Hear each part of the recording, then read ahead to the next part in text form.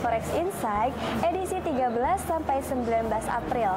Seperti biasa, kami hadir untuk membahas event-event ekonomi penting yang akan mengguncang pasar global.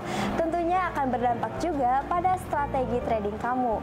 Di pekan ini akan ada data dan pernyataan penting yang akan dirilis, mulai dari laporan tenaga kerja Inggris, data inflasi Kanada, dan juga keputusan suku bunga dari Bank of Canada dan ECB. Gak ketinggalan juga akan ada pidato dari Jerome Powell yang bisa jadi game changer buat pasar. Langsung aja kita simak untuk jawaban bersama narasumber kita, yaitu Miss Dina. Halo Miss Dina, gimana kabarnya, sehat? Alhamdulillah. Alhamdulillah. Miss, kita bertemu lagi untuk memberikan informasi nih untuk sobat trader terkait fundamentalnya dan juga teknikal. Oke, kita langsung aja ya Miss. Pertanyaan pertama, di hari Selasa ini Inggris merilis data claim count change. Data sebelumnya cukup tinggi, yaitu di 44,2K. Bagaimana dampaknya jika data aktualnya kali ini jauh lebih rendah dari forecast, yaitu 30,3K? Jika data aktualnya turun signifikan daripada forecast, ini artinya bisa menjadi sinyal positif bagi perekonomian Inggris karena jumlah klaim tunjangan penganggurannya itu menurun, dan ini menjadi sinyal positif juga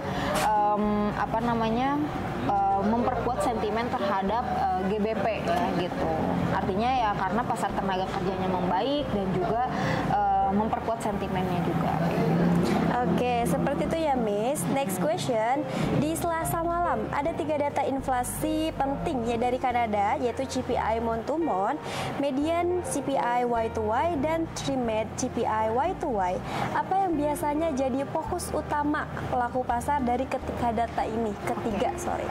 Biasanya para pelaku pasar itu fokus pada CPI month per month sebagai headline ya, tapi Bank of Canada justru lebih memperhatikan trim CPI dan juga median CPI karena lebih stabil dan mencerminkan tekanan inflasi yang inti gitu. Jadi kalau ketiganya dirilis di atas ekspektasi, maka akan memperkuat juga peluang bahwa BOC-nya itu akan mempertahankan suku bunga, bahkan menaikkan suku bunganya kayak gitu. Dan itu juga akan memberikan dorongan kuat juga bagi CAD gitu kan, terutama pada mata uang yang seperti safe haven kayak JPY ataupun USD gitu.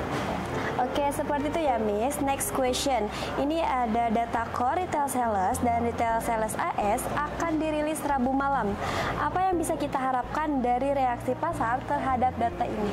Kedua data ini itu sangat penting karena mencerminkan kekuatan belanja konsumen kayak gitu kan, yang menyumbangkan sekitar 2/3 dari PDB Amerika Serikat kayak gitu kan. Kalau hasilnya lebih tinggi dari perkiraan, ini menunjukkan bahwa ekonomi Amerika Serikat itu masih tetap solid gitu kan, dan memberikan ruang juga kepada The Fed untuk mempertahankan suku bunga atau bahkan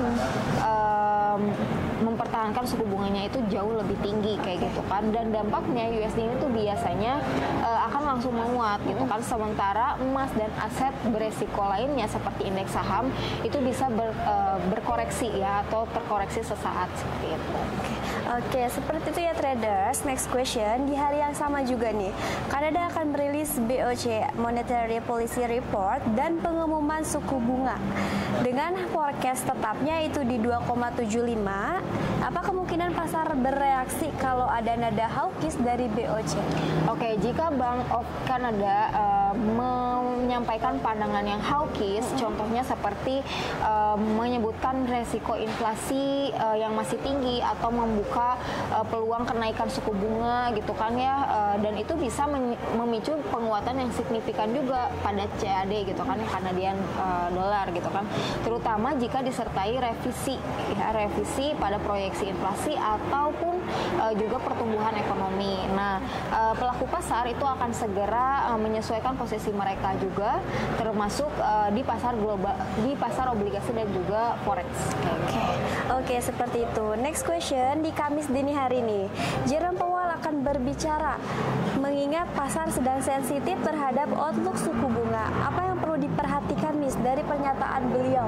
Yang ditunggu-tunggu nih pidato Powell spesifik gitu kan ya, dan kita akan melihat apakah Powell akan tetap mempertahankan sikap hati-hatinya gitu kan terhadap inflasi, atau mulai memberikan sinyal lebih jelas gitu kan tentang waktu pemangkasan suku bunga gitu kan. Nah, kalau ini terdengar hawkish gitu kan, dia terdengar dalam speak-nya itu hawkish gitu kan, misalnya menyebutkan inflasi belum cukup turun, itu bisa memperkuat juga dolar dan menekan aset seperti emas kayak gitu kan, dan juga saham. Tapi kalau misalkan soundingnya ternyata dovish, seperti membuka peluang red cut gitu kan di pertengahan tahun, nah ini juga bisa kita lihat sebagai reaksi bullish gitu kan di pasar emas dan juga indeks saham global. Oke, seperti itu. Next question, ini ada data employment change dan unemployment rate Australia yang akan dirilis Kamis pagi. Seberapa besar potensi AUD bergerak dalam data ini, Miss? Nah, potensinya ini cukup besar ya, karena pasar tenaga kerja itu adalah salah satu indikator ekonomi yang mana menjadi perhatian RBA kayak gitu kan. Nah, kalau misalkan employment change-nya itu naik signifikan dan juga penganggurannya turun gitu kan, nah itu bisa memperkuat juga ekspektasi bahwa RBA belum akan melonggarkan kebijakan moneternya. Nah, AUD, Australian Dollar, itu bisa langsung menguat kayak gitu kan, apalagi jika dirilisnya itu bersamaan dengan pelemahan dolar ya, pelemahan USD global kayak gitu. Nah, tapi kalau misalkan angkanya itu buruk gitu kan, nah ini bisa menjadi tekanan yang besar juga untuk Australian Dollar. Oke, next question ini, Miss, ada ECB yang akan mengumumkan main refinancing rate dan menggelar press conference. Apakah pasar menunggu kejutan dari ECB pekan ini? Nah, kalau dari sisi suku bunga sebetulnya pasar tidak mengharapkan ada kejutan dari ECB untuk kemungkinan mempertahankan suku bunganya kayak gitu kan. Nah, tapi yang jelas fokus utamanya itu adalah nada komunikasi mereka gitu kan di press conference-nya nanti.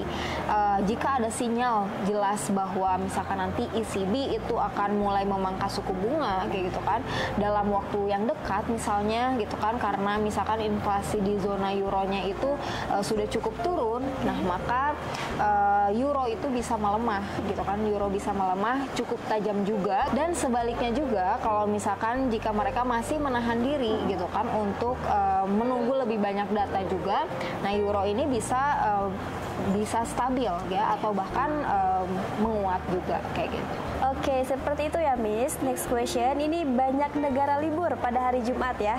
Apakah volatilitas pasar akan cenderung rendah atau justru ada risiko lonjakan pergerakan harga yang tidak terduga? Oke, biasanya saat libur gitu kan, pasar libur itu volatilitasnya itu memang cenderung lebih rendah daripada di hari-hari sebelumnya gitu kan ya, karena ya volume perdagangannya juga kan menurun kayak gitu. Tapi justru dalam kondisi seperti ini pergerakan harga itu bisa jadi lebih ekstrim juga gitu kan, karena misalkan ada news-news yang muncul pada hari libur tersebut gitu kan, atau secara tiba-tiba kayak gitu. Nah, karena likuiditasnya yang tipis, order besar juga itu bisa menggerakkan harga dengan cepat juga gitu kan. Jadi trader juga tetap perlu waspada dan hindari juga over leverage di kondisi yang tertentu dan seperti itu.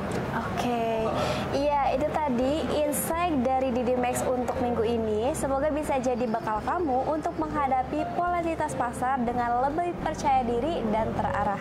Selalu ingat, pasar bisa sangat dinamis. Maka dari itu pastikan kamu selalu update dalam manajemen resiko. Dan untuk kamu yang butuh bimbingan lebih lanjut, jangan ragu untuk konsultasi DD Max secara gratis. Sampai jumpa di episode DD Max Forex Insight selanjutnya. Salam profit, salam cuan.